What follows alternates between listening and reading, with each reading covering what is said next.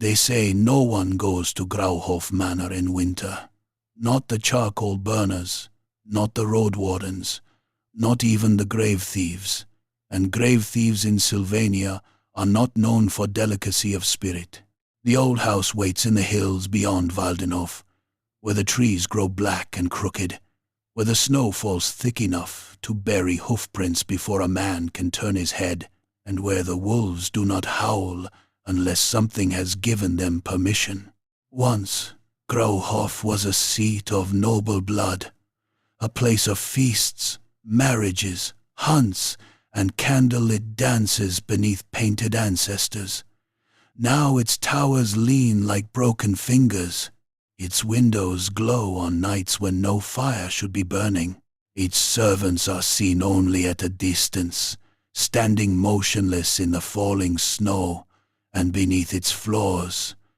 If the tales of peasants and drunkards are to be believed, something knocks from inside the earth. One knock for hunger, 2 for blood, 3 for the return of Count Aldrich von Brask. But nobles do not listen to peasants. Priests do not trust drunkards. Soldiers do not fear old women's stories. And so, when the invitations came sealed in red wax and written in a hand as fine as a knife cut, the gentry of Waldenhof accepted. A winter celebration, Lady Marika von Brask called it. A feast to mend old bonds. A gathering of honored bloodlines beneath an ancient roof. They came in coaches through the snow, wrapped in furs and arrogance, with pistols under their cloaks and family sins buried safely behind their teeth. They came hungry for wine, gossip, inheritance, and favor. They came believing themselves guests. They were wrong. At Grauhof Manor, every chair had been chosen. Every portrait remembered a face. Every course had a purpose. And before dawn, the guests would learn that some feasts are not held for the living. Some are laid for the dead. And the dead at Grauhof Manor had been starving for centuries. Chapter 1. The House Beneath the Snow. By the time the black coach saw the first of the grave posts, the horses were already dying.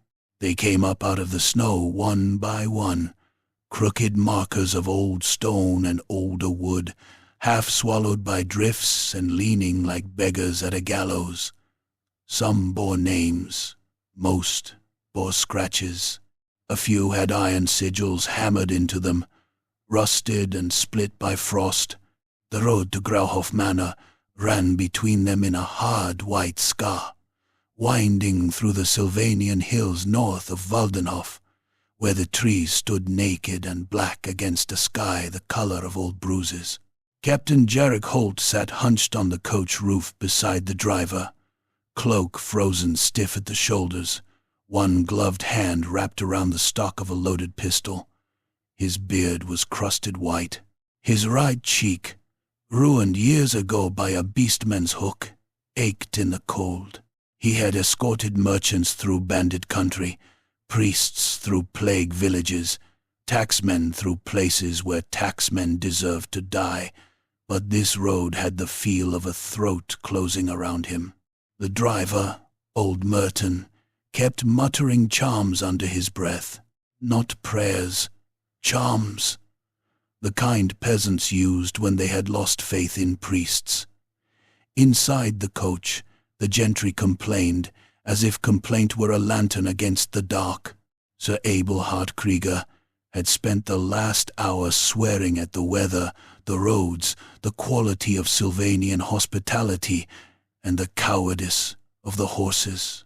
He was a broad man in his middle years, with a cavalryman's back and a duelist's mustache, wrapped in a wolfskin cloak too fine for the company he kept. His saber lay across his knees.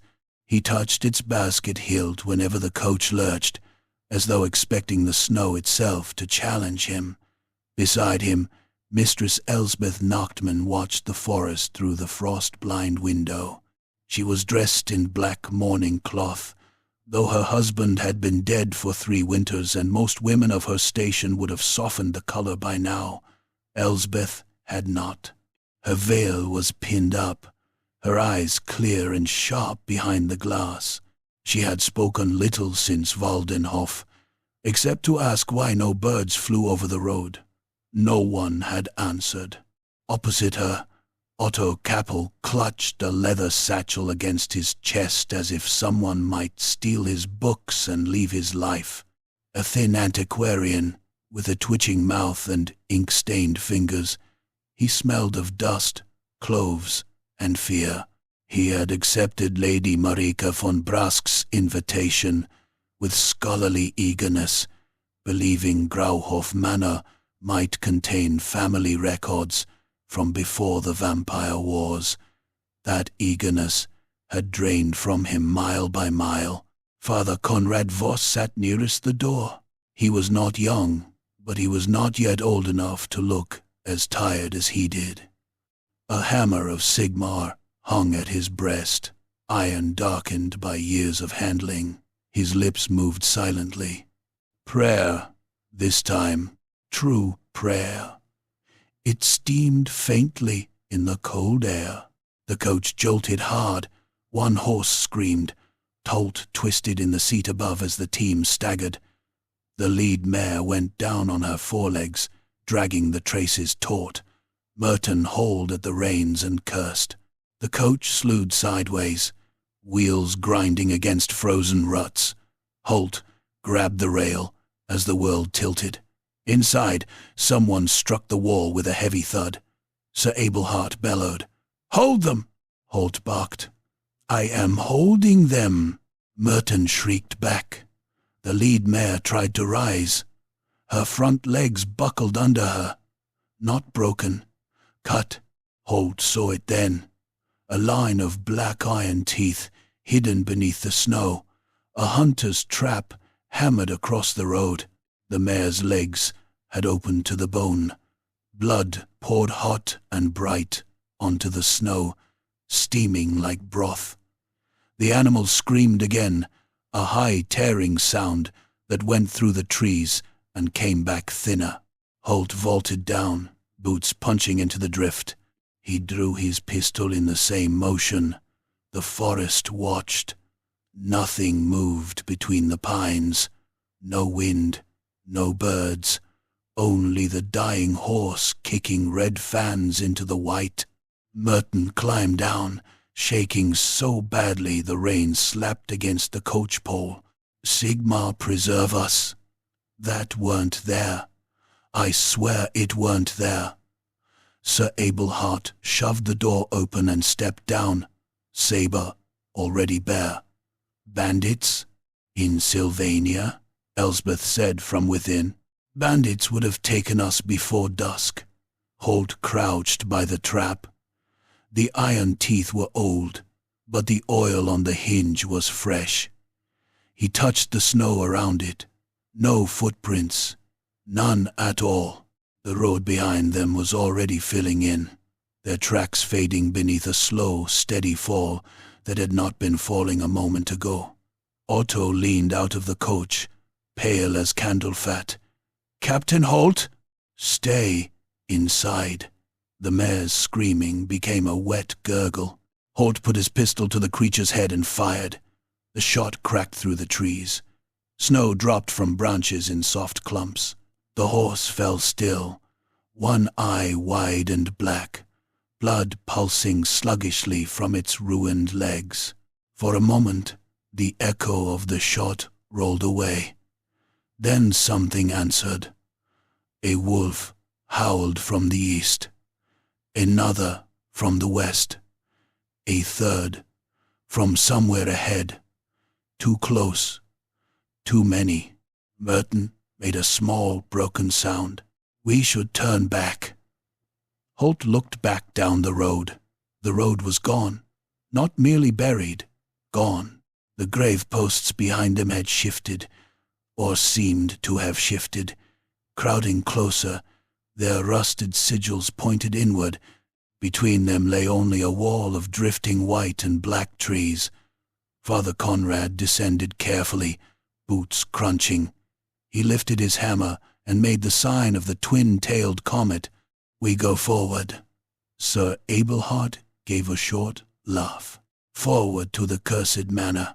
Fine, at least cursed manors have wine. The remaining horses, wild-eyed and lathered, dragged the coach onward after Holt and Merton cut the dead mare from the traces. No one spoke after that. The wolves paced them without showing themselves. Sometimes Holt saw yellow eyes low between the trunks. Sometimes he heard claws ticking on stone where there should have been no stone. Once, something large moved parallel to them behind a row of pines, its back higher than a horse's, its breathing thick and pleased. Grauhof Manor appeared without warning.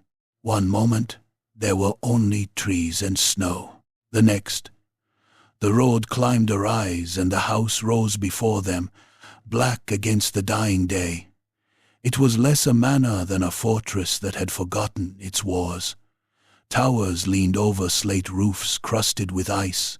Gargoyles jutted from broken gutters, their mouths packed with snow. Narrow windows glowed amber behind frost-veined glass. A curtain wall, cracked and mantled in ivy, enclosed a courtyard where dead vines strangled, stone angels, and a fountain stood frozen around a statue of a woman holding a goblet. Above the gatehouse hung the von Brass crest, a bat-winged chalice beneath a crown of thorns. Holt did not like the crest. He did not like the house. He did not like the way the horses stopped shivering when they passed beneath the arch, as if they had given up being animals and become meat. Servants waited in the courtyard. There were 12 of them, lined in 2 rows, wearing old livery of burgundy and black. They were thin, not lean. Thin, as if they had been dried beneath floorboards. Their powdered wigs sat crooked on narrow skulls. Their faces were pale and expressionless. When the coach rolled in, they bowed together, not almost together, together. The manor doors opened. Lady Marika von Brask stood at the threshold in a gown the color of clotted wine. She was tall, severe, and beautiful in the way winter was beautiful when seen through a locked window. Her hair was bound beneath a net of black pearls. Her face was powdered lightly, but no powder could disguise the hollows beneath her cheekbones or the blue veins at her temples. She smiled with perfect courtesy. "My honored guests," she called, voice carrying cleanly through the cold. "Grauhof rejoices that you have survived the road." No one missed the word survived. Sir Abelhard stepped forward with a bow only slightly less mocking than courtly. "Lady von Brask, your roads bite. So do many things in Sylvania, Sir Krieger." Her gaze moved from him to Elsbeth, then Otto, then Father Conrad, and lastly, Captain Holt. It lingered on the road warden's pistol. "And you have brought steel and powder to dinner. Good. My house is old-fashioned, but not prudish." Holt kept his hand on the pistol. "One of your traps killed a horse." A servant's head turned toward him, too slowly. Lady Marika lowered her eyes, almost in apology. "Wolves have grown bold this winter. We set iron where we must. I regret the beast's suffering. The trap was in the road. Then the snow has shifted. It was absurd." But she said it with such grave finality that arguing felt like shouting in a chapel. They were brought inside. Heat met them, but did not warm them. The entrance hall soared upward into darkness, its rafters lost in shadow. Fires burned in 2 immense hearths, but the flames were low and blue at the heart. The walls were hung with tapestries depicting hunts, battles, executions, weddings, all faded into brown and black. Suits of armor stood along the walls, their helms turned slightly toward the newcomers. The floor was polished, stone veined red. A grand staircase climbed to a gallery lined with portraits. Elsbeth paused beneath the first of them. The painted woman above her wore an old-fashioned ruff and a pearl at her throat. Her face was cracked by age, but the resemblance was unmistakable. The same long nose, the same stern mouth, the same watchful eyes. Elsbeth looked to the brass nameplate. Magda Steinhauer, 2031. "My mother's line," she said quietly. Otto had gone still beneath another portrait. A scholar in a furred cap stared down at him with Otto's own anxious brow. Sir Abelhard found his likeness in a mailed nobleman with one hand resting on a cavalry saber. He laughed, but the sound came out wrong. A coincidence, surely. Old blood repeats itself. Too much cousine marriage among our sort. Father Conrad looked up last. His portrait was not of a priest, it was of an executioner. Hooded, broad-shouldered, holding an axe, no nameplate. Lady Marika watched them discover themselves one by one.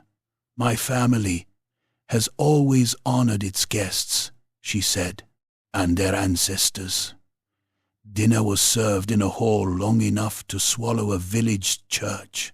A single table ran down its center, set for far more people than had arrived. Silver candelabra stood between platters of black bread, bowls of salt, roasted roots, jellied meats, and great covered dishes that steamed richly. The candles smelled faintly of tallow and roses. Above the hearth hung a portrait larger than the rest, hidden beneath a black veil. The guests were seated, according to little cards, written in red ink. Elsbeth Nachtmann beneath Magda Steinhauer's portrait, Otto Kappel beneath the scholar, Sir Abelhard beneath the cavalryman, Father Conrad beneath a blank stretch of wall where a picture had once hung. Captain Holt, though no noble, was given a place near the door. He noticed, with annoyance, that his chair faced the servants' entrance, as though someone had guessed where he would prefer to look. More guests emerged from other chambers, minor lords, pale ladies, a drunken young baron named Waldenhof, who smelled of perfume and brandy, 2 merchant gentry sisters from Eschen, and a bailiff with rings on every finger. All had travelled separately. All had stories of blocked roads, lost drivers, dead horses, or wolves. Lady Marika lifted a goblet. "To winter," she said, "to endurance, to blood remembered." The servants poured wine so dark it was almost black. Father Conrad did not drink. Neither did Holt. Elsbeth wet her lips and set the goblet down. Sir Abelhard drank deeply. "Excellent," he said, and then frowned. "Old, very old. The cellars remember better years," Lady Marika replied. The first course was brought in covered silver domes. When the lids rose, the smell rolled out thick and hot. Red meat seared almost black outside, and nearly raw within. Juices pooled like blood beneath sprigs of bitter herbs. Baron Waldenhof clapped. "At last! I feared we'd be fed turnips and ghost stories." He ate greedily, grease shining on his lips. The servants stood behind the chairs, still as fence posts. Conversation rose uneasily. War taxes, wolves, failed harvests, beastmen in the Dreckwald, a cousin lost to fever, a cousin lost to debt, a cousin who married beneath herself. and deserved it. Noble talk, small talk, the chatter of people building a wall against terror with their tongues. Holt watched the servants. One of them, standing behind Waldenhof, leaned closer every time the Baron laughed. Its nostrils moved, not breathing, smelling. A crash came from outside. Everyone turned. Through the tall windows, beyond frost and candle reflection, Holt saw the courtyard. The coach stood where they had left it. The drivers did not. Merton was gone. So were the other coachmen. The horses, too. Harnesses lay collapsed in the snow, straps chewed through or cut. Beyond the gate, wolves waited in a silent crescent, eyes burning like coals. Sir Abelhart shoved back his chair. "Damn this, Holt, I see them." Lady Marika did not turn from the table. "The storm has worsened. No one should attempt the road tonight. Our drivers are missing," Elspeth said. "Then they have sought shelter. In the snow?" Holt asked. Lady Marika looked at him with mild sadness. "Men of the road often know burrows better than holes." The young Baron Waldenhof laughed too loudly. "Let them freeze if they've stolen off with the horses. I'll not have the evening spoiled by peasants." He stood, swaying, goblet in hand. "Where's the privy in this tomb?" A servant gestured toward the gallery door. Waldenhof grinned at one of the Eschen sisters. "Pray for me, ladies. If the ghosts take me, remember, I died handsomely." He stumbled out, laughing. The door closed behind him. The feast resumed, but thinner now. Knives scraped plates, candles guttered though no wind moved. Somewhere above, floorboards creaked. Once, twice. A dragging sound followed, slow and heavy. Elsbeth set down her fork. "How many servants do you keep, Lady von Brask?" "As many as remain loyal." "And how many is that?" Lady Marika smiled. "Enough." Then came the scream. It ripped through the manor from the gallery beyond the dining hall. High, sudden, wet at the end. Chairs overturned. The Eschen sisters cried out. Sir Abelhart was already on his feet, sabre flashing free. Holt drew both pistols and kicked his chair backward. "Stay together!" Father Conrad shouted. No one did. Sir Abelhart charged first, because men like him were bred for glory and often mistook it for sense. Holt followed, cursing. Father Conrad came after with hammer in hand, Elsbeth close behind despite Holt's barked order to remain. The gallery was dark, except for moonlight, through high windows. Baron Waldenhof hung from the rafters. He was upside down, boots hooked in a chandelier chain, arms dangling toward the floor. His face had gone gray. His mouth opened and closed, but only a bubbling hiss came out. His throat had been opened from ear to ear, not in a clean slice, but in a ragged chew. Blood streamed down his face, into his hair, off his nose, pattering onto the boards below in fat, steady drops. Something crouched above him among the beams. It wore von Brask livery. Its wig had fallen off. Its skull was long and narrow, scalp stretched tight over bone. Its mouth was buried in the Baron's leg, teeth working deep into the calf. It tore a strip free with a jerk of its head.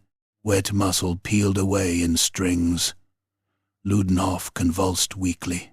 Sir Abelhart roared and leapt onto the lower rail of the gallery, slashing upward. His sabre caught the creature across the face. The blade split cheek and nose to the bone. Black fluid sprayed the wall. The servant thing dropped. It landed on all fours with a crack of joints, then sprang at Abelhart. He barely got the sabre up. Its body hit him like a sack of grave soil and iron rods. They crashed into the wall.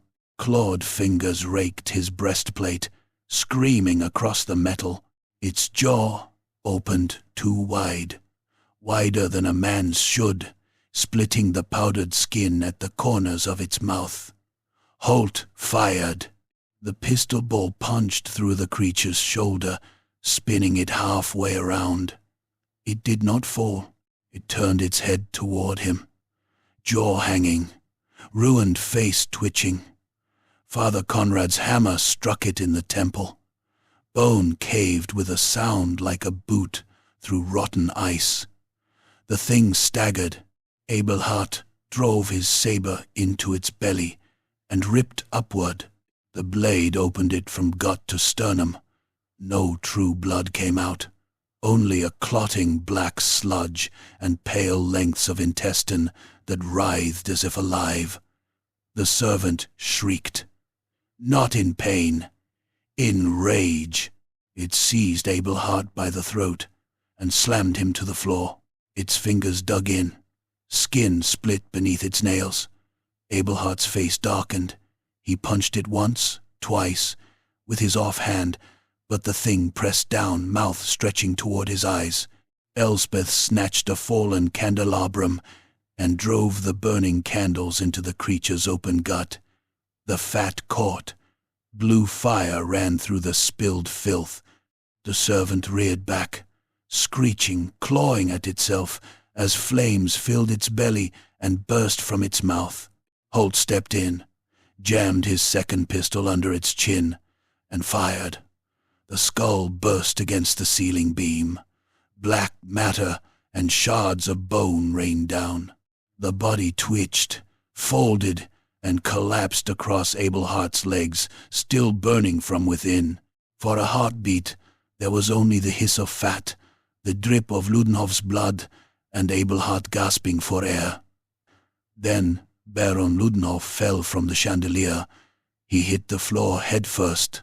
His skull split open with a meaty crack, spilling blood and pale brains across the boards. One leg kicked twice, then stopped. The dining hall doors opened behind them. Lady Marika stood framed in candlelight, surrounded by her silent servants. Her expression did not change when she saw the corpse, the burning thing, the blood sprayed across the ancestral portraits. Sir Abelhart staggered upright, clutching his throat. "Your servant," he rasped, tried to eat him. Lady Marika looked at the dead Baron as one might look at a dropped spoon. "Baron Waldenhof was always intemperate," she said softly. "Some guests retire earlier than others." Holt raised his smoking pistol toward her. Every servant in the doorway turned its head to look at him.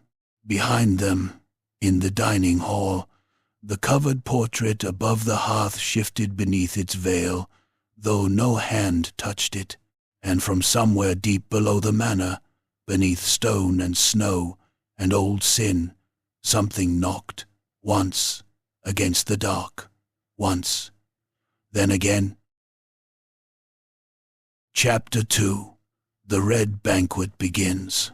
Captain Jarek Holt kept the smoking pistol level with Lady Marika von Brask's heart, though every instinct he owned told him it would do little good.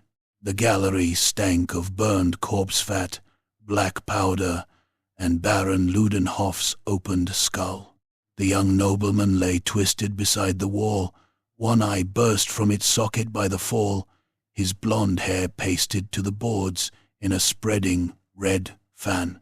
The servant thing Holt had killed still burned in patches.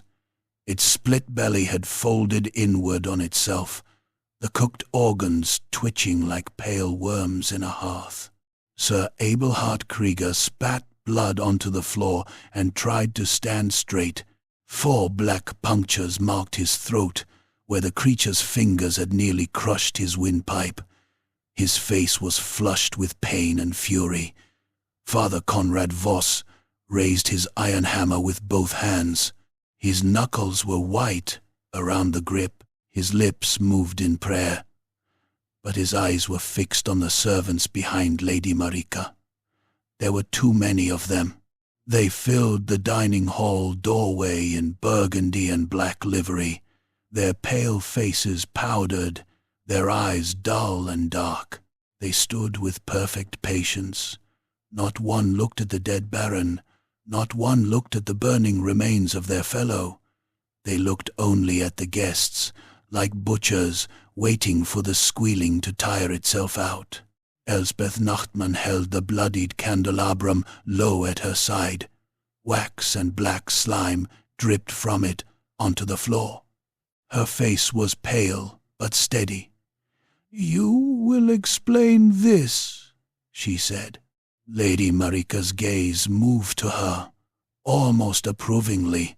"The Baron has suffered a regrettable accident." Holt thumbed back the pistol's hammer. "I've seen accidents. They don't climb rafters and chew men open." One of the servants smiled.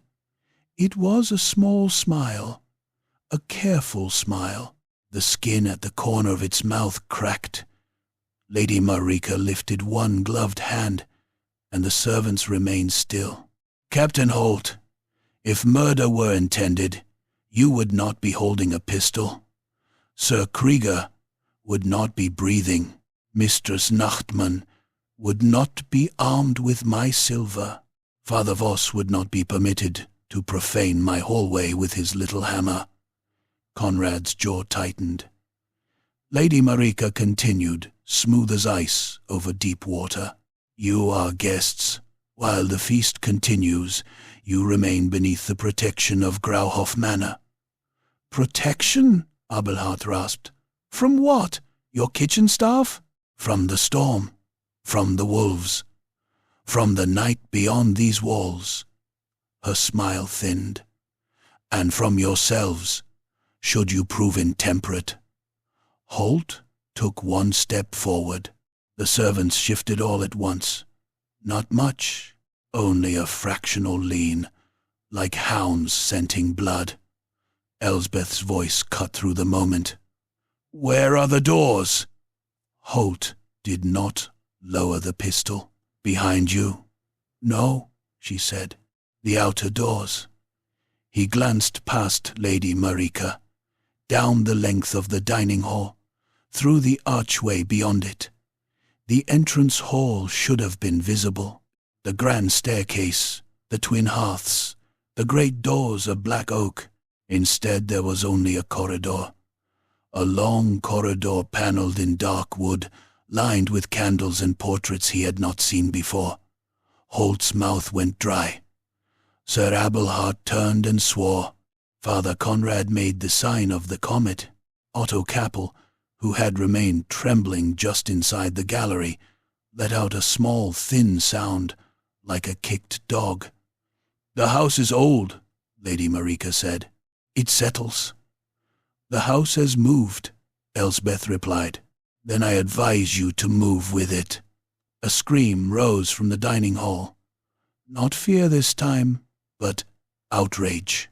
The other guests had finally seen enough blood to understand that noble manners would not save them. A merchant gentrywoman from Eschen ran for the nearest window, shrieking for her coachman. She seized a chair, lifted it with both hands, and smashed it into the frosted glass. The chair broke. The window did not. She struck it again, sobbing, then again, splinters flying from the chair legs. The glass remained untouched. Beyond it, the courtyard had vanished. In its place stretched a graveyard under moonlight. It rolled away from the manor in every direction. A sea of crooked stones and frozen mounds. Black trees leaned over iron fences. Mist crawled between the graves. The wolves stood among them, silent and watching. The woman dropped the chair and pressed her hands to the window. "That wasn't there. That wasn't there." Something beneath the snow outside pressed its hand against the other side of the glass. Not a living hand.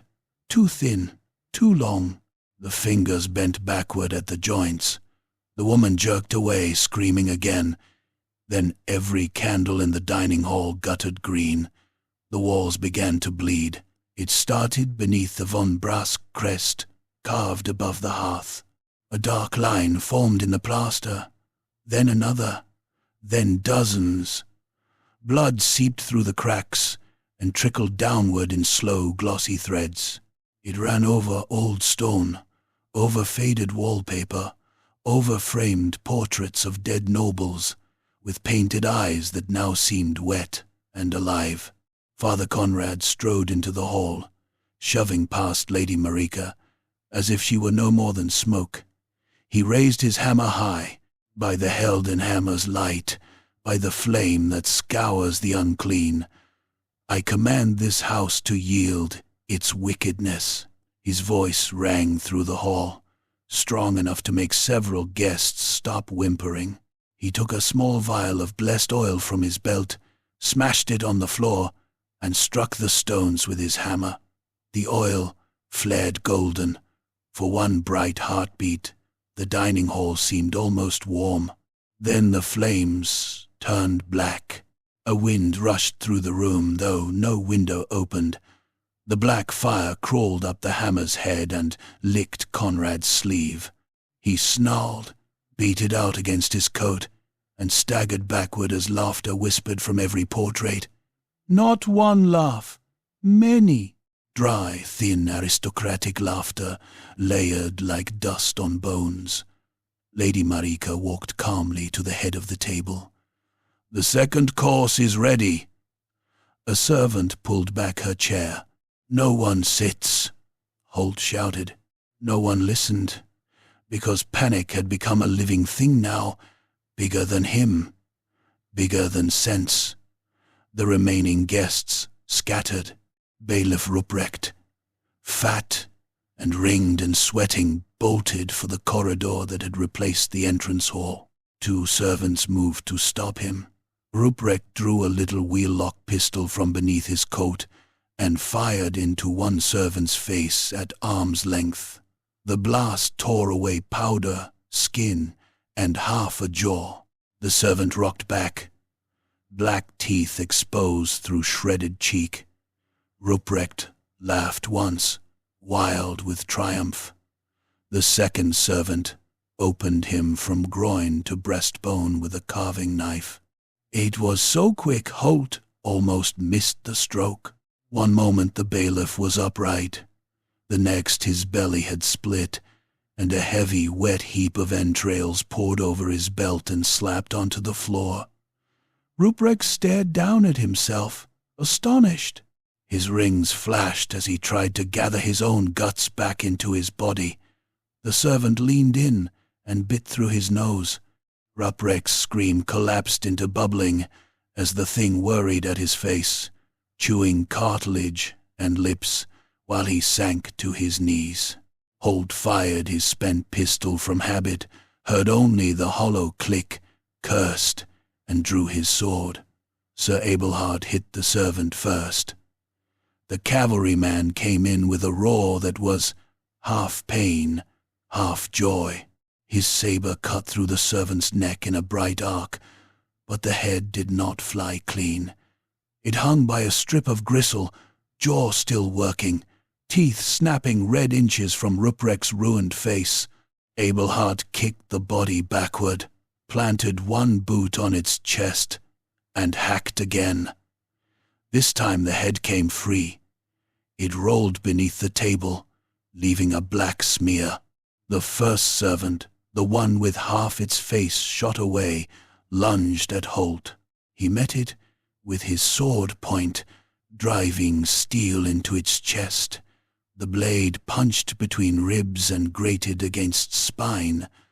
The thing pushed itself farther along the weapon, impaling itself to reach him. Its fingers scraped at his coat. Its breath smelled of grave mold and old wine. Holt twisted the blade, put his boot against its knee, and kicked. The knee snapped backward. The servant collapsed. Holt ripped the sword free and chopped down into the side of its skull. Bones split. The blade stuck. The thing clawed at his leg, tearing through leather and drawing hot blood down his shin. Elsbeth brought the candelabrum down on its wrist with both hands. Bones crunched.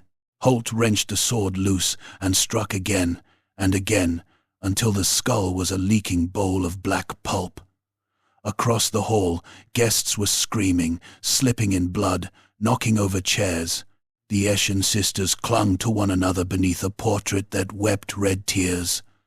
Otto stood frozen, staring at something on the wall. Lady Marika did not raise her voice. "Please," she said, "you will spoil the appetite." The remaining servants withdrew as one, melting back through side doors and shadowed arches. They took Ruprecht's twitching body with them. His intestines dragged behind like butcher's ropes until one servant gathered them up with neat, practiced hands. The doors closed. The screams dwindled into sobs. Sir Abelhart turned toward Lady Marika, saber dripping black. "I will carve my way through every corpse in this house."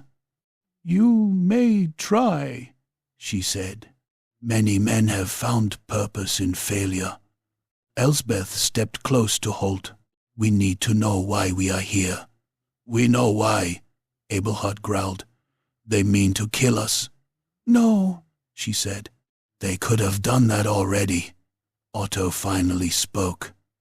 His voice shook so badly it nearly vanished. "The portraits, the names, I know some of them." All eyes turned to him. He swallowed. "Not from family histories, from execution records." Lady Marika's expression altered by the slightest degree. For the first time, Holt thought she looked displeased. Otto saw it too, and fear made him braver. "There will be a library. A house this old has one. If the records are here." "Then move," Holt said. Lady Marika lifted her goblet. "The second course will be served in 1 hour. I strongly advise attendance." Holt looked at the blood on the floor, the sealed windows, the corridor where the entrance hall had been. "And if we refuse?" The veiled portrait above the hearth shifted again. This time a shape pressed against the cloth from behind, long-fingered and crowned. Lady Marika sipped her wine. "Then the house will serve you elsewhere." They went as a group at first. Holt, Elsbeth, Otto, Father Conrad, Abelhart, and 4 of the surviving guests, who still had enough spine to move. The others stayed in the dining hall, huddled near the dead fire, whispering prayers or bargains. Holt thought them fools, but he understood. Terror made some men run and others root. The corridor beyond the hall sloped where no corridor should slope. Their candle flames leaned toward the walls. Portraits lined both sides. Von Brask patriarchs in armor, matrons with dead infants in their laps, pale children holding black roses, priests with their eyes scratched out. As the party passed, the painted heads turned slowly to follow them. A door appeared at the corridor's end. Otto almost sobbed with relief when he saw the brass plate. Library. Inside, the air was warmer and worse. Books rose in shelves to a vaulted ceiling. Ladders on iron rails stood at odd angles. The room smelled of leather, rot, and mouse droppings, though no mouse could have lived long in that house. A fire burned in the grate, and beside it stood a reading table already laid with candles, parchment, and a silver knife. "For us," Elsbeth murmured. "For him," Holt said, nodding to Otto. The antiquarian hesitated only a moment before the hunger of his profession overcame his fear. He went to the table. The topmost book was bound in cracked red leather. Its title had been stamped in gold leaf, most of it flaked away. Otto opened it. The pages were thick, not paper. Vellum. His eyes began to move.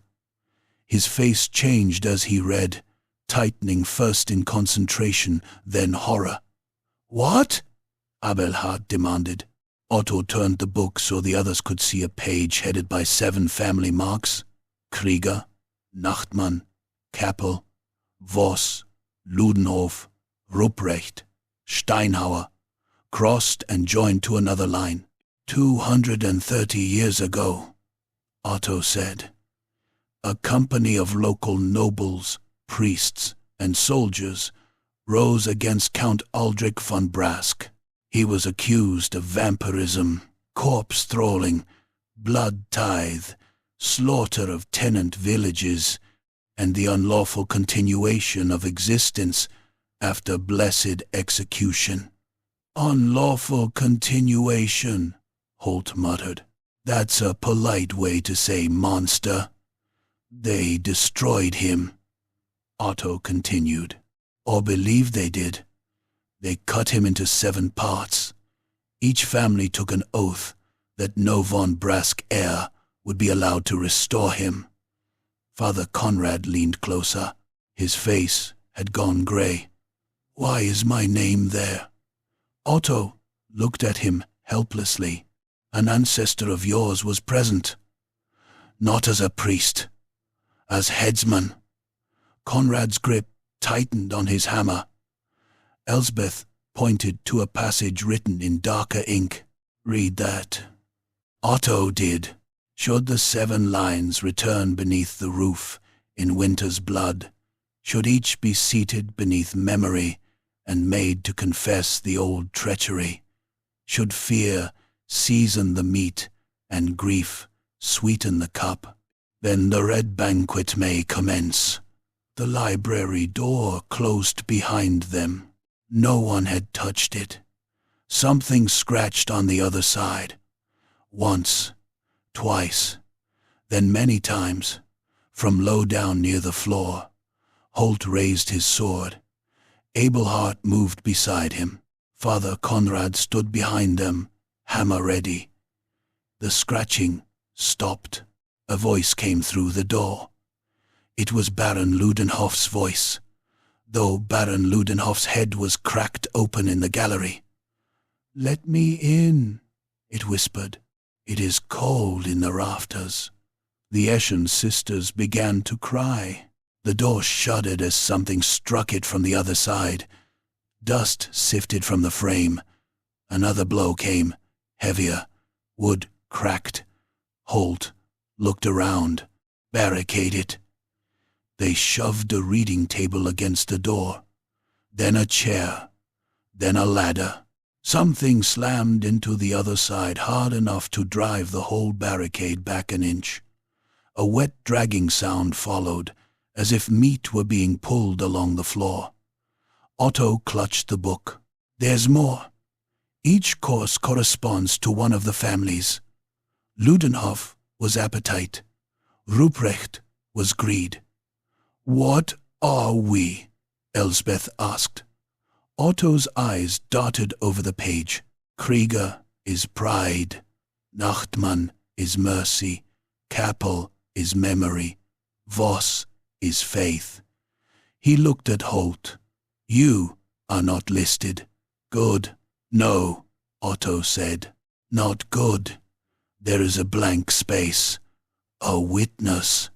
The ritual requires one who does not belong." The barricade exploded inward. The table flipped. Books burst from shelves, and something crawled through the shattered door on all 4s. It had been Baron Ludenhof once. His skull hung open at the back, but his face still smiled. His neck wound gaped wide enough to show the white knobs of spine.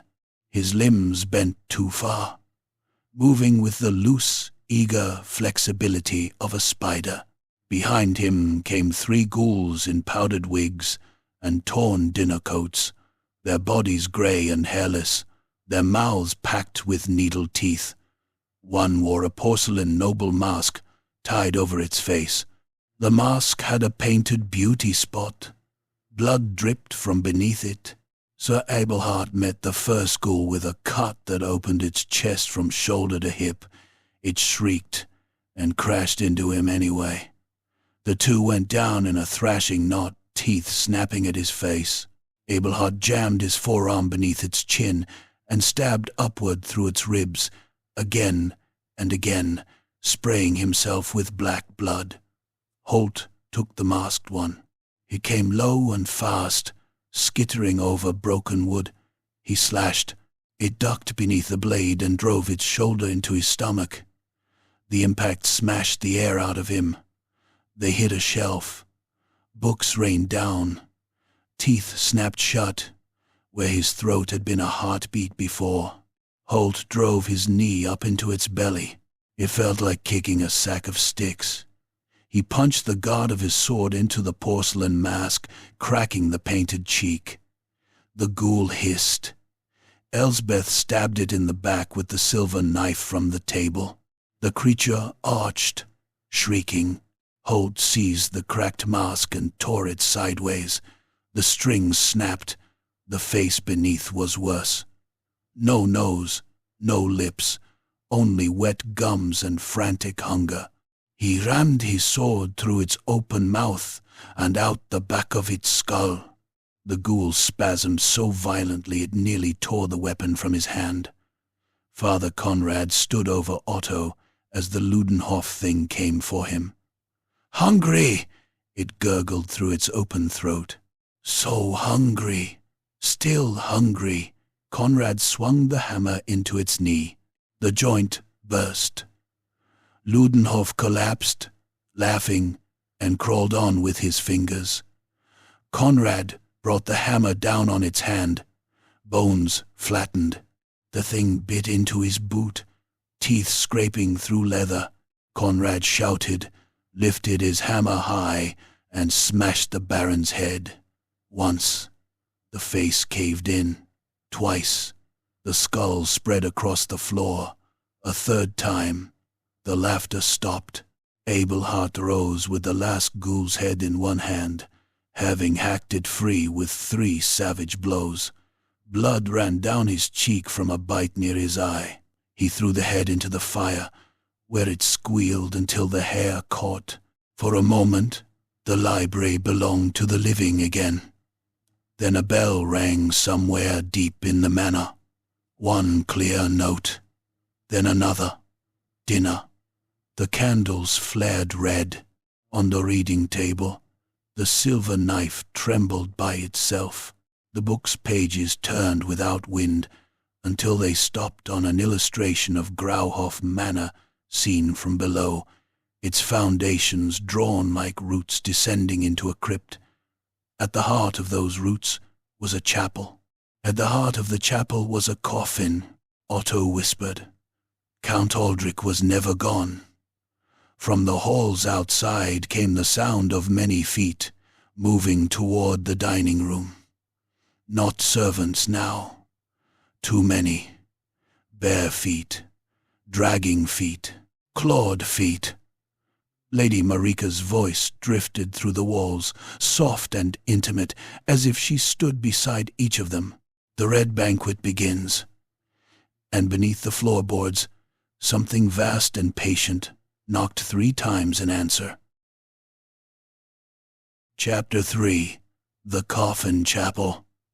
The bell continued to toll beneath the floor, not above them in some tower, not through the corridors or behind the walls, but under their boots, deep in the black guts of Grauhof Manor.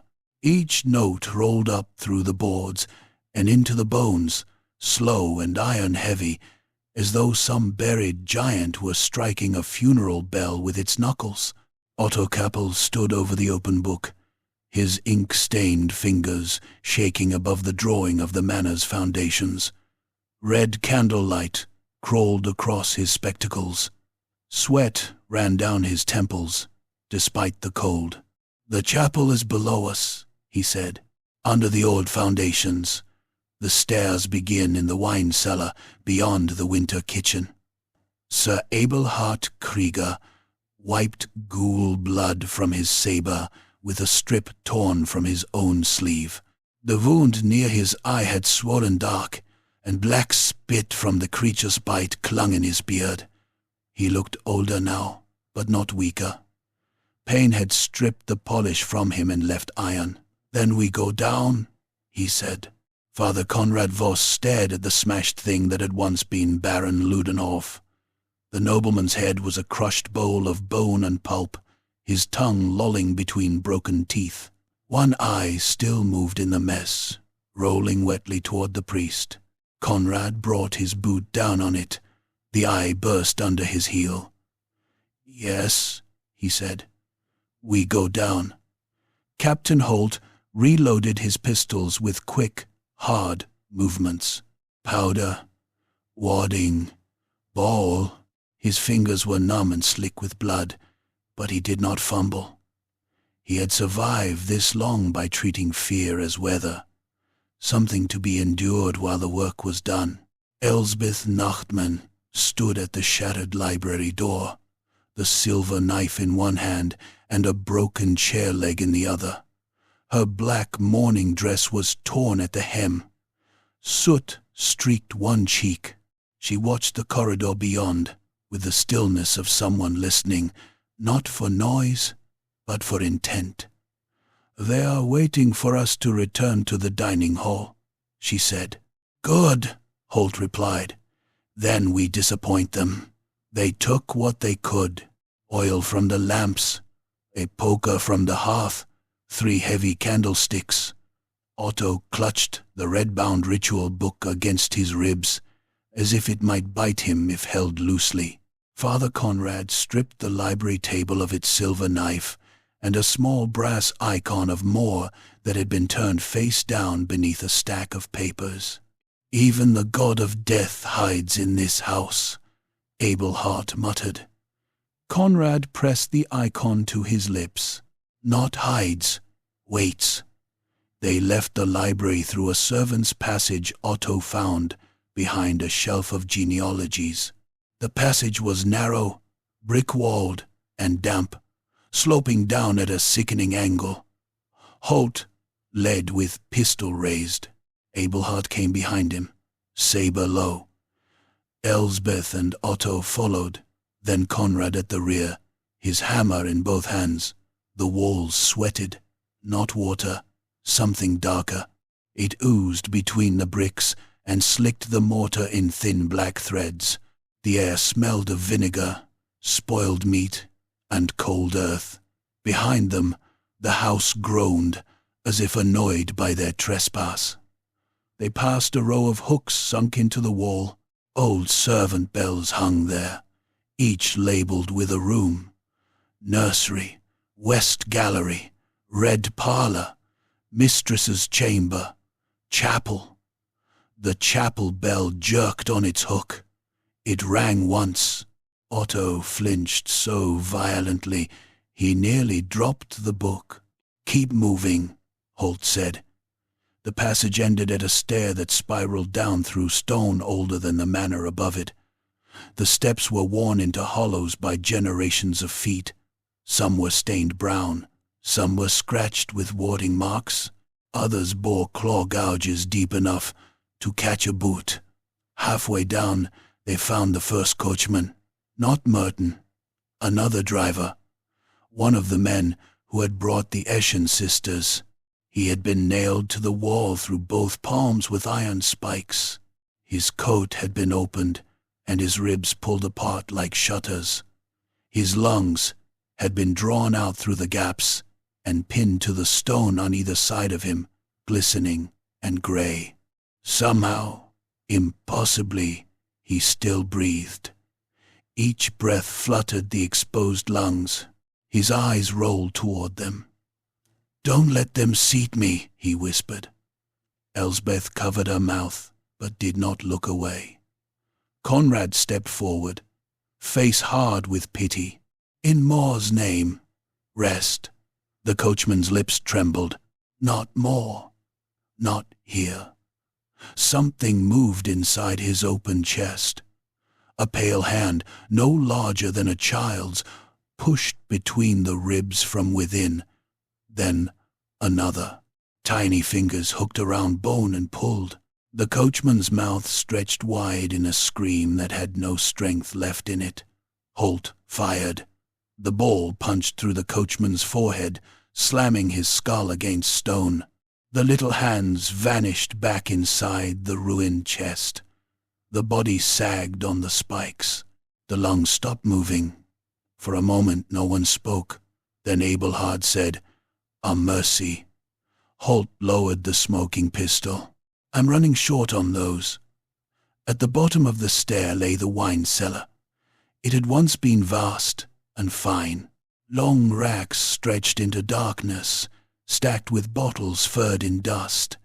Great casks squatted against the walls, their hoops black with age. The floor was uneven stone, cut by drainage channels that ran red. Not with wine.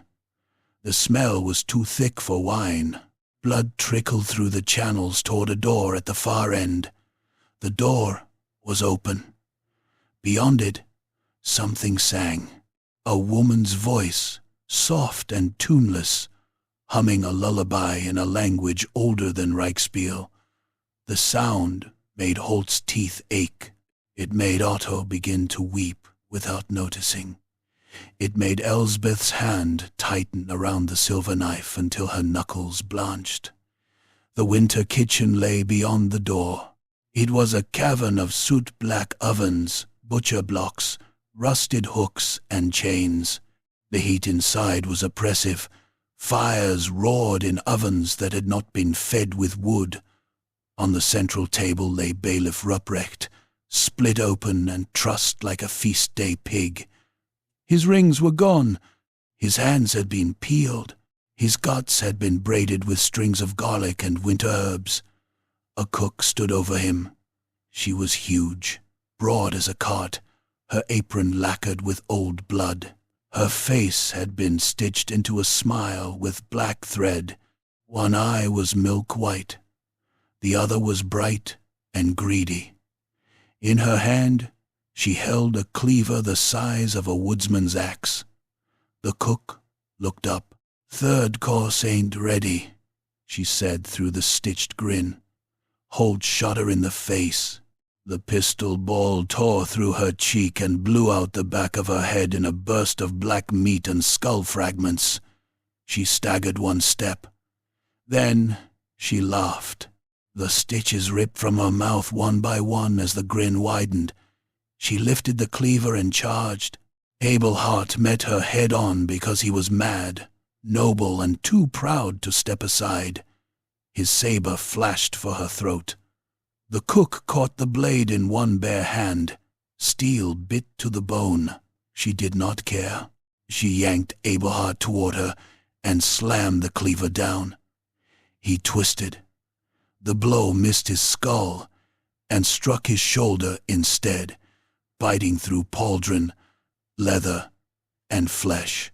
Blood sprayed across the butcher blocks. Abelhart howled and drove his knee into her belly. It was like kneeing a tree. Conrad hit her from the side with his hammer. The blow caved in her elbow. The cleaver dropped, clanging across the floor. Elsbeth snatched a pot of boiling fat from the stove and threw it into the cook's face. The kitchen filled with a hideous, wet hiss. The cook screamed then, staggering back, hands clawing at her melting features. Skin sloughed off in sheets. Her white eye burst and ran down her cheek like egg yolk. Holt drew his sword and slashed behind her knee. This time she fell. Abelhart, blood pouring from his shoulder, seized the fallen cleaver in his good hand. "For the hospitality," he snarled. He brought it down on her neck. Once, twice, 3 times. On the 4th blow, the head came loose. It rolled across the kitchen floor, still mouthing curses, until Conrad kicked it into an open oven. The flames roared high, and the head shrieked until the fat caught and the skull split. Ruprecht's open body began to twitch on the table. "Leave him," Elsbeth said. No one argued. They found the crypt stair behind a hanging curtain of flayed horsehide. Otto nearly fainted when he saw it. Conrad took the book from him and shoved him onward. The stair descended into cold so deep it felt clean at first. Then the stink arrived. Old graves, wet stone, rusted iron, and the sweet sour reek of bodies sealed away without peace. The crypts beneath Grauhof Manor were older than the house, older perhaps than Waldenhof's proudest tombs. Narrow corridors twisted through stacked bones and sealed alcoves. Skulls lined the walls in patterns. Some had coins in their mouths. Some had nails through their jaws. Many had their eye sockets filled with wax, as if someone had feared what they might see in death. Murals covered the larger chambers. Count Aldrich von Brask appeared again and again, tall, crowned, black-haired, lordly. In one mural, he stood above kneeling peasants while his knights drained them into bowls. In another, he hunted through a village street, cloak flying behind him like bat wings, while children were dragged from beneath carts. In a third, he feasted at a table where the guests were bound to their chairs and the servants had no faces. The final mural showed 7 figures, cutting him apart: a soldier with a saber, a priest with an axe, a scholar with a book, a woman with a knife, a bailiff with chains, a drunkard with a torch, a hooded executioner. Otto stared at it. Our bloodlines. Elsbeth touched the painted woman's face. They beat him once. Not well enough, Holt said. The coffin chapel waited beyond an iron gate. The gate was locked with 7 chains. Each chain had already been broken. Inside, the chapel was built of black stone, veined with red. No god had ever been worshipped there, unless hunger counted as a god. The altar was a coffin, laid horizontally across 3 stone supports. Around it stood 7 reliquaries of glass, silver, and bone. The first held a hand, long-fingered, grey, with black nails.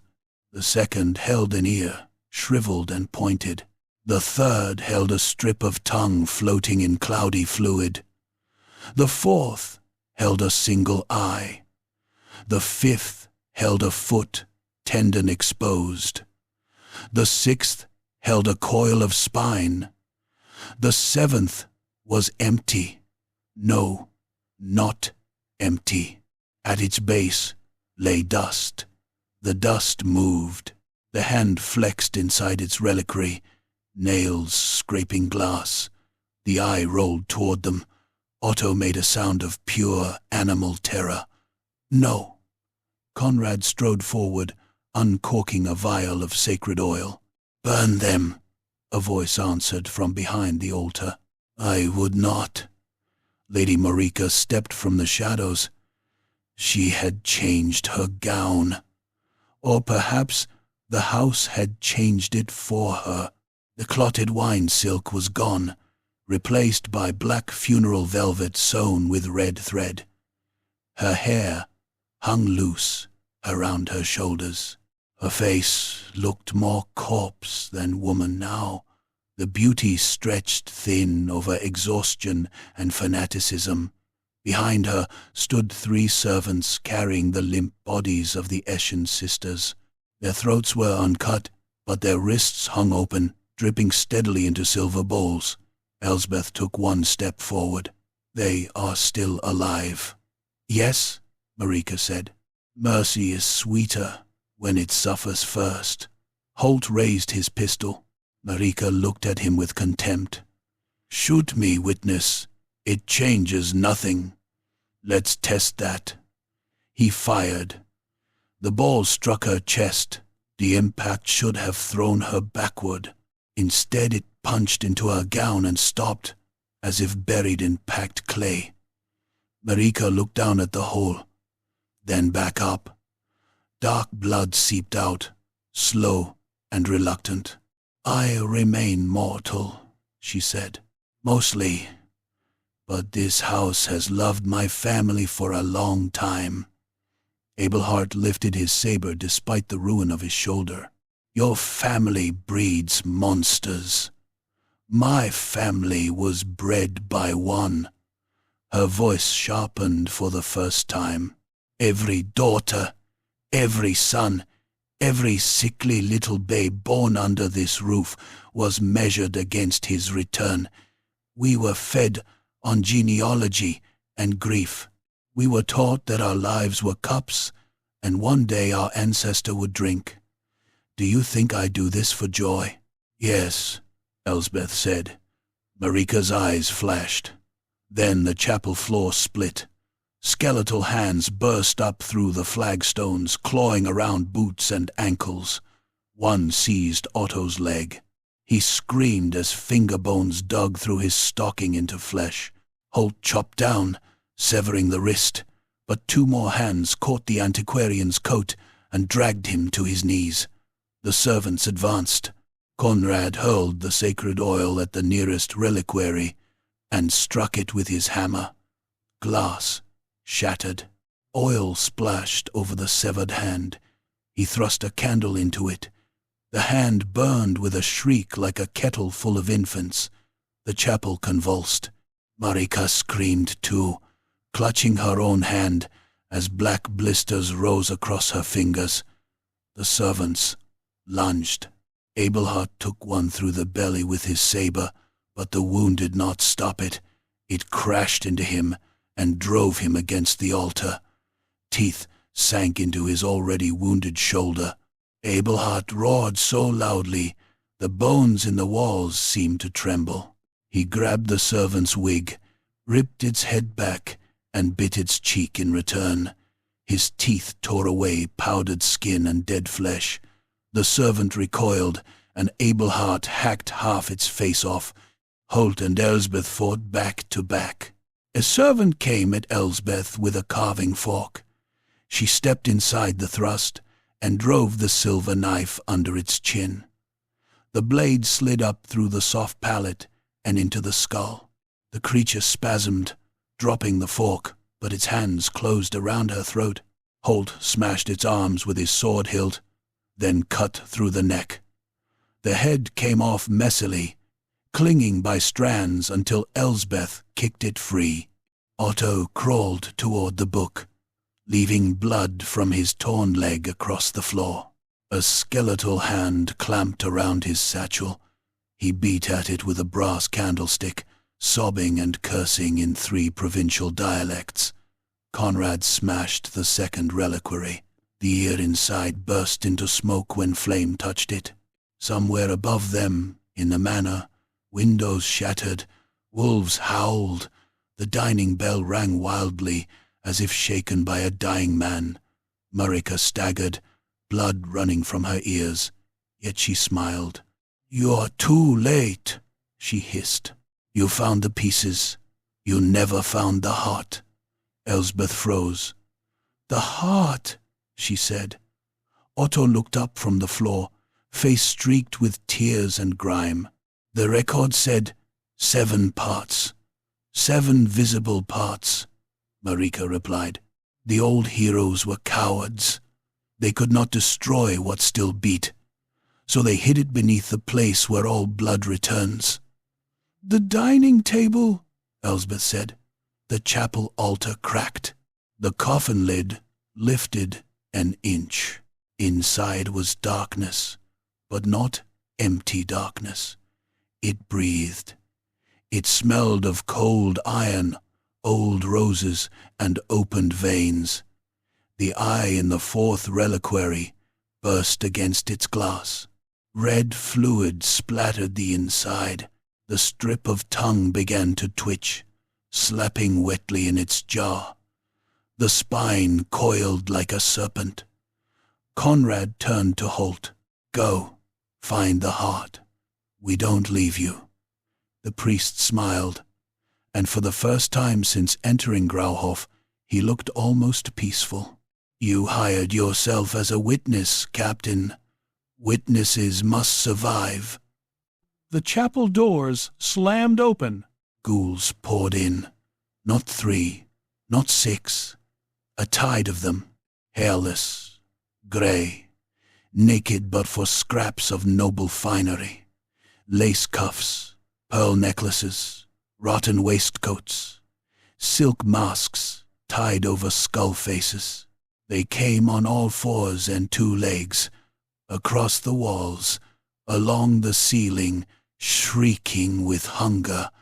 Conrad stepped into the doorway and raised his hammer.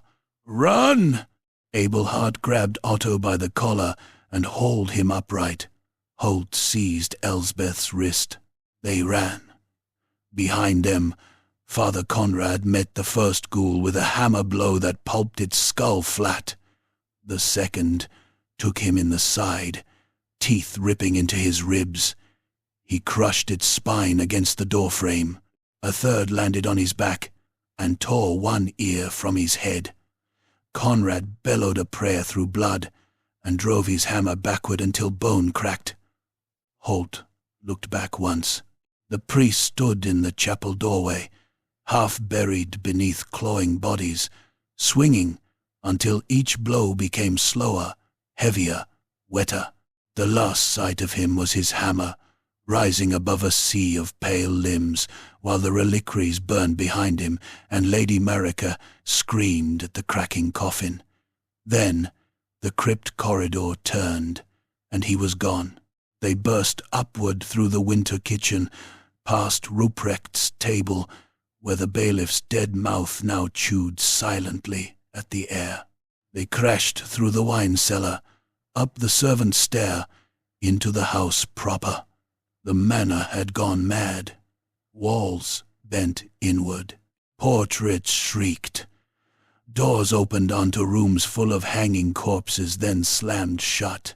A suit of armor lurched from its stand, and Abelhart split its helm with one furious stroke, spilling bones and black beetles across the floor. The floorboards beneath them pulsed like skin. They reached the dining hall as the final course was being served. The long table had split open from end to end. Beneath it, embedded in the foundation stone, was the heart. It was enormous now, swollen to the size of a wine cask, black-red and glossy, wrapped in roots of vein that plunged into the floor. It beat once, and every candle flame bowed toward it. It beat again, and the dead Baron Ludenhof's blood crawled across the boards to feed it. It beat a third time, and the remaining guests, pale and weeping, were dragged, screaming toward their assigned chairs by skeletal hands bursting through the floor. At the head of the table, the veiled portrait tore itself open. From the shredded canvas and falling cloth rose a shape of blood, bone, and splintered silverware. A hand formed first, long and elegant, then shoulders, then a face, aristocratic and terrible, knitting itself together from red mist and old dust. Count Aldrich von Brask opened his eyes. The heart thundered beneath the table, and the dead count smiled. Chapter 4. The Last Toast at Grauhof Manor.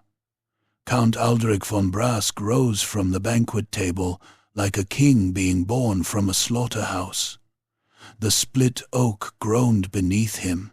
Silver plates slid into the widening crack and vanished into the red dark below. Knives rattled, goblets overturned. The swollen heart buried in the foundation beat so hard that the floorboards jumped with each pulse, and every pulse dragged blood across the hall in crawling threads. Baron Ludenhof's blood, bailiff Ruprecht's blood, the blood of coachmen, servants, old victims, and guests too frightened to die bravely. It all ran toward the heart. It all fed him. Aldrich's body formed in pieces.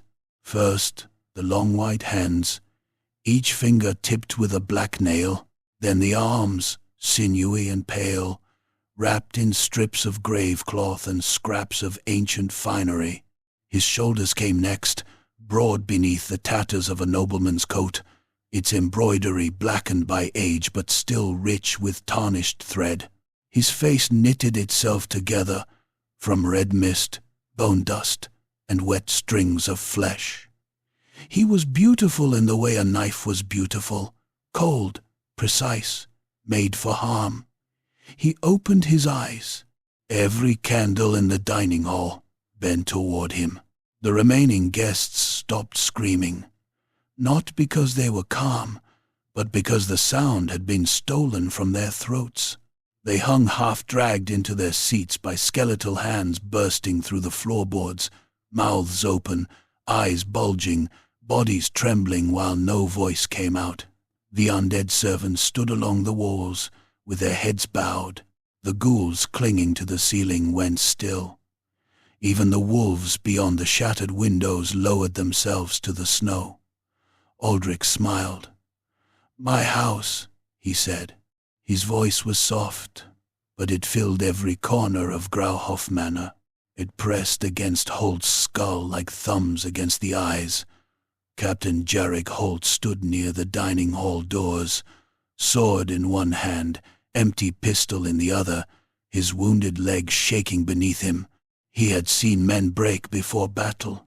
He had seen soldiers soil themselves when beastmen came howling out of tree lines. He had watched plague victims beg to be burned before the boils reached their lungs. But he had never felt fear like this. This was old fear, the kind bred into peasants by wolves and winter, the kind buried in graveyards beneath iron charms, the kind men dressed in religion, law, and steel because the truth of it would make them crawl under tables and wait to be eaten. Beside him, Elsbeth Nachtmann gripped the silver knife so tightly that blood ran from her palm. Otto Kappel sagged against a chair, one trouser leg soaked red from ankle to thigh. Sir Abelhart Krieger stood in front of them all, with his saber raised, his shoulder hanging badly, his face grey with blood loss and fury. Aldrich looked at him first. "Krieger," the vampire said, still standing at the front of doomed little charges. Abelhart spat onto the floor, still waiting for something worth kneeling to. The vampire laughed. It was not loud. It was worse than loud. It was intimate, amused, indulgent, a lord laughing at a dog that had learned a trick. "My riders broke your ancestor on the Eastern Road," Aldrich said. "He cried for his mother, with my hand in his chest." Abelhart charged. There was no shout this time, no speech, no noble flourish.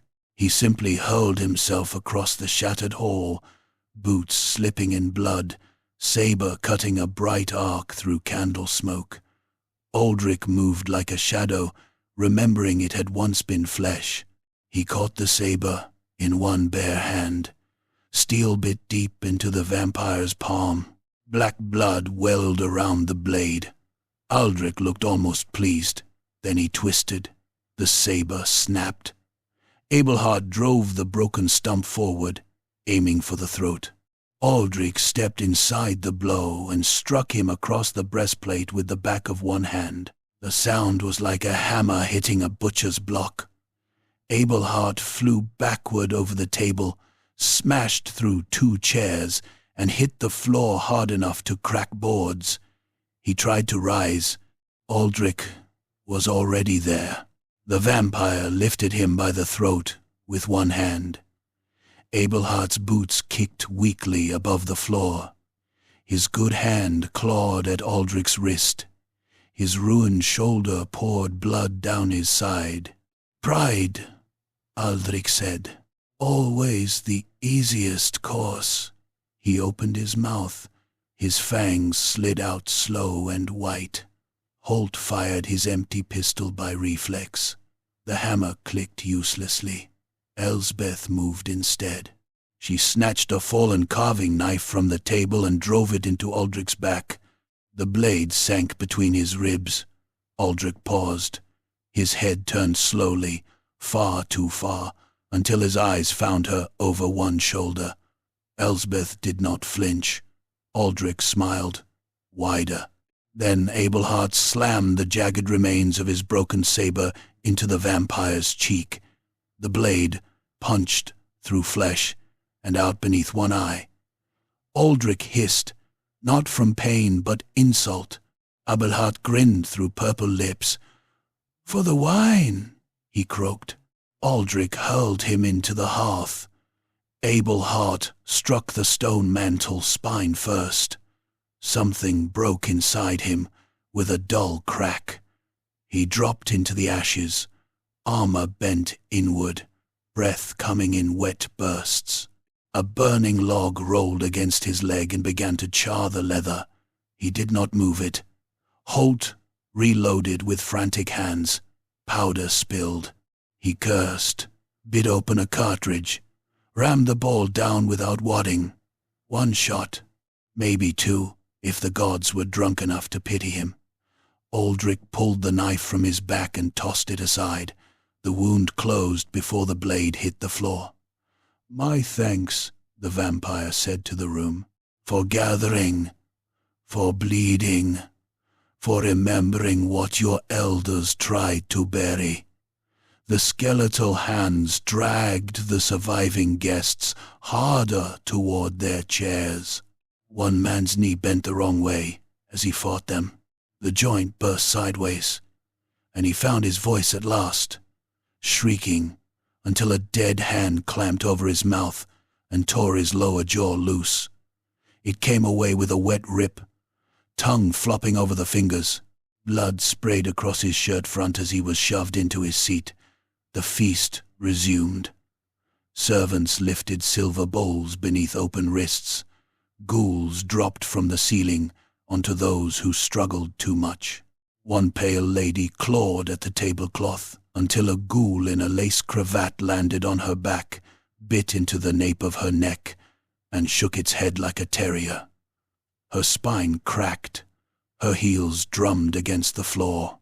The ghoul came up with a mouthful of red gristle and hair. Aldrich inhaled. The heart below the table swelled. Elsbeth stared at it, breathing hard. "The bloodlines restored him," she said. "Then the bloodlines can bind him." Otto, half delirious, looked up. His spectacles were cracked. "What?" "The ritual book. It said they returned beneath the roof, seated beneath memory. Blood willingly spilled. That restores him," Otto said. "No, it feeds the heart." Her eyes sharpened. "The heart is the anchor. The old families sealed him because they all struck together, not one blade. 7 oaths." Holt rammed the pistol ball home. "We are short a few families. We have enough blood on this floor to shame Korn's own altars," Elsbeth snapped. "And we have him." She pointed at Aldrich. The vampire heard. "Of course," he heard. His smile faded. For the first time the old monster looked not amused, but irritated. "Mercy," he said to Elsbeth. "Your line always dressed defiance in gentler words." Elsbeth held up her bleeding palm. "Come closer, and I will show you gentleness." The dining hall doors burst open. Father Conrad Voss staggered through them. He should not have been alive. Half his scalp hung loose over one eye. One ear was gone. His left side had been chewed open from ribs to hip, the white cage of bone showing through torn cloth. Blood soaked his priest's robes black. His hammer dragged along the floor behind him, leaving a red line. But he stood, 3 ghouls clung to him. One had its teeth buried in his shoulder. Another hugged his back, claws sunk into his chest. A third crawled at his leg, chewing through the calf muscle.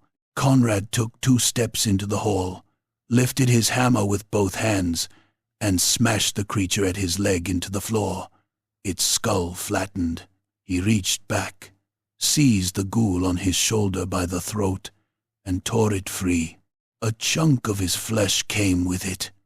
He roared and crushed its head against a pillar until the bones gave way. The last ghoul on his back bit into his neck. Conrad grabbed it by the jaw, ripped downward, and tore half its face off. He fell to one knee. Then he looked up at Aldrich. "Faith," the vampire said softly. "There you are." Conrad spat blood. "Late to dinner."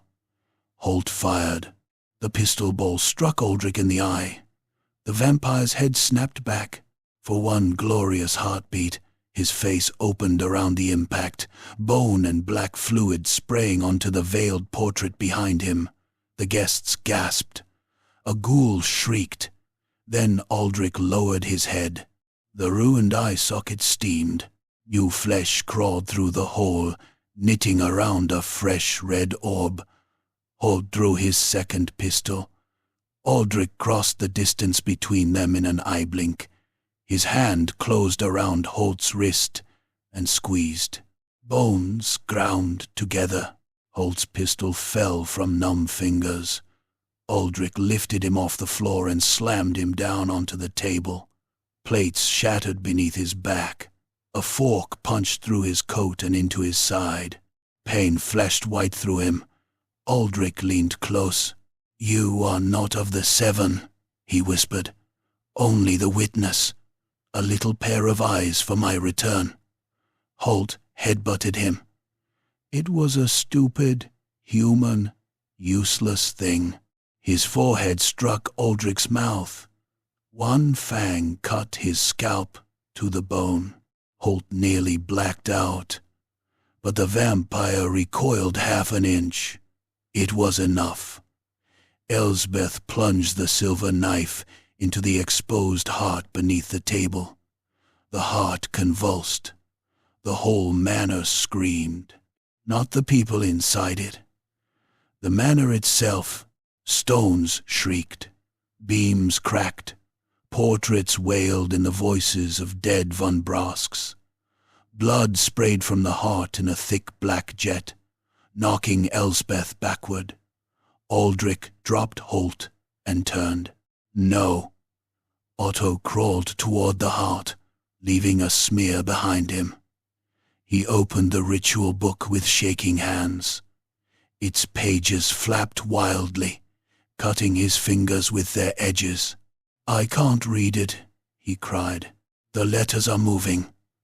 Conrad staggered to him, slammed one bloody hand onto the page, and pinned it flat.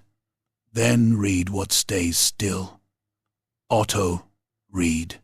His voice cracked, stuttered, broke, but he read. Old Sylvanian words, harsh as nails in the throat. The heart beat faster. The skeletal hands recoiled from the guests as if burned. Aldrich seized Elsbeth by the hair and dragged her up. Strands tore from her scalp. He lifted her until her toes scraped the floor. "Your ancestors failed," he snarled. "You will do the same." Elsbeth's face twisted in pain. Blood ran down her temple. "Perhaps," she said, "but we will make you feel it." She drove her torn palm against his cheek, smearing her blood across his skin. Aldrich screamed. "Not from the blood alone, from the choice. Willingly given, offered not in submission, but defiance." Holt understood. He snatched a broken goblet from the table and sliced his palm open to the meat. He slapped his bleeding hand onto the heart. It was hot and slick, beating against his skin like a trapped animal. Conrad set his own mangled hand beside it. Otto, sobbing, cut himself with the edge of a page and pressed trembling fingers into the wound. Across the hall, Abelhart stirred in the hearth. He crawled out of the ashes, dragging one dead leg behind him. His armor was scorched. His mouth was full of blood.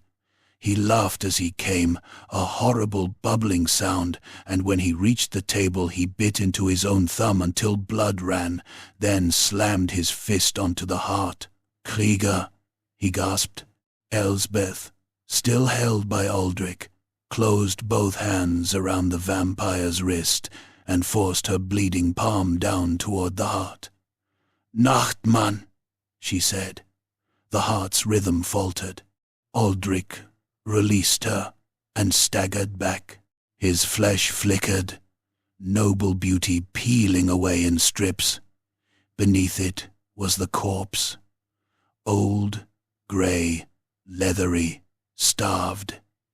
He lunged for Otto. Lady Marika stepped between them. She had come from the far end of the hall, unnoticed amid the carnage. Her black velvet gown was torn. Blood ran from her ears and nose. In her hands she held the old execution blade from the crypt chapel, its edge dark with age, its handle wrapped in cracked leather.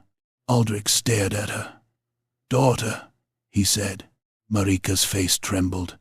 All her life had been built for this moment. Every lesson, every cruelty, every prayer, whispered to a dead thing beneath the house. She had been raised as a vessel, a cup, a bride for the grave. And now that grave stood before her, magnificent and monstrous, looking at her not with love, not with gratitude, but appetite. "You were to make us eternal," she whispered. "I will," Aldrich said, reaching for her. In me.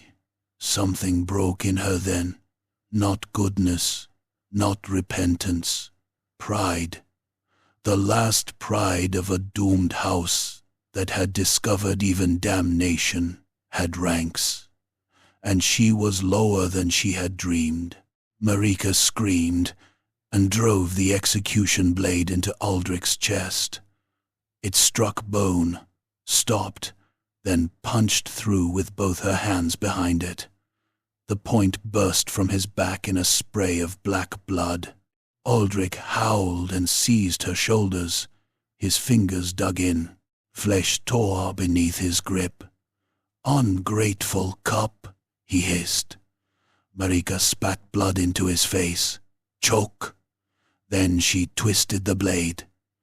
Elsbeth and Holt pressed harder on the heart. Conrad roared the broken rite. Otto screamed the final words. Abelhart drove the stump of his broken saber into the heart beside the silver knife.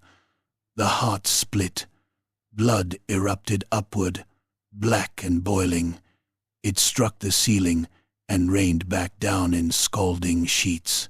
Ghouls caught in it thrashed as their skin sloughed from their bones. Servants burst open like rotten sacks. The guests, still alive, screamed and crawled from their chairs as the skeletal hands withdrew into the floor, burning. Aldrich came apart slowly. First his hands, crumbling around Marika's shoulders, then his face, collapsing inward as if centuries were rushing back to claim him. His eyes burned red, then white, then nothing. His mouth opened wide enough to split his cheeks. "No house forgets me," he shrieked. Grauhof Manor answered by beginning to fall down. The ceiling split.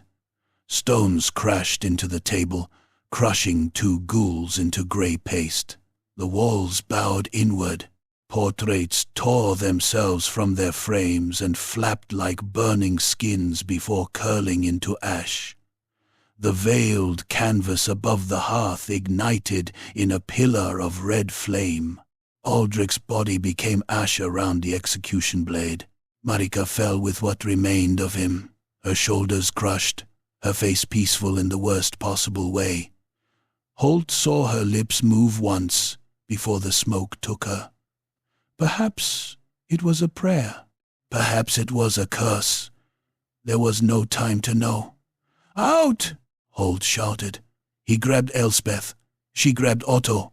Conrad tried to rise and failed. Abelhard looked at him, then at the collapsing hall. "No!" Conrad said. "Do not you dare!" Abelhard grinned with blood-black teeth. "Priest, I have dared far better men than you." He hauled Conrad up with his one good arm. Something in his chest shifted wetly. He groaned, nearly dropped, then kept moving. They staggered through the dining hall as Grauhof Manor died around them. A chandelier fell behind them, crushing a servant into splinters and black slime. Wolves burst through the shattered windows, then turned and fled whining as the house screamed. The corridor beyond twisted, trying to become a wall, but Holt fired his last pistol into a stained glass panel and threw himself through the gap. Cold hit him, real cold, clean snow, open night. The courtyard. They fell out beneath the gatehouse as the manor collapsed behind them. Towers folded inward. Roofs caved. The great doors blew from their hinges in a gout of blood-red fire. The von Brass crest cracked down the middle, the bat-winged chalice splitting apart before vanishing beneath falling stone. Dawn crept over the hills outside Waldenhof, grey, thin, merciless. Holt lay in the snow, unable to move. Elsbeth knelt beside Otto, binding his leg with strips of her dress. Abelhard sat against a broken statue. Conrad slumped beside him. Neither man looked alive, but both still breathed. For a long while, no one spoke. Then, from the road beyond the ruined gates, came the distant sound of Waldenhof's bells. Elsbeth looked back at the smoking ruin of Grauhof Manor. "It is over," Otto whispered. Holt closed his eyes. "No," he said, "it is morning." Behind them, deep beneath the ashes of the dining hall, where the table had split and the heart had burst, a single black goblet stood upright among the ruins. It was full to the brim with fresh blood. The snow fell softly. The bells tolled. And beneath the broken floorboards of Grauhof Manor, something knocked once in the dark.